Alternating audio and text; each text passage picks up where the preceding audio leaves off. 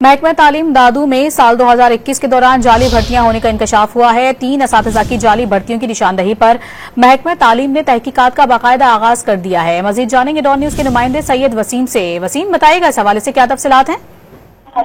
जी बिल्कुल, वजीर तालीम सिंध सैयद सरदार शाह जो है वो जाली भर्तियों के हवाले से काफी ज्यादा फोकस रखकर इस हवाले से काम कर रहे हैं और उन्होंने तमाम अजला के अंदर जो अफसरान है महकमा तालीम के उनको हिदायत जारी करी हुई है पहले से कि जो जाली भर्तियां हैं उसके ऊपर जो है वो न सिर्फ नजर रखी जाए बल्कि उनकी इंक्वायरी भी की जाए। उसी सिलसिले में सेक्रेटरी तालीम सिंध ने दादू में महकमा तालीम सिंध में 2021 में होने वाली जाली भर्तियों की तहकीकात का आगाज कर दिया है। सेक्रेटरी तालीम सिंध ने स्पेशल सेक्रेटरी की निगरानी में 5 रुकनी तहकीकाती कमेटी तश्कील दी है।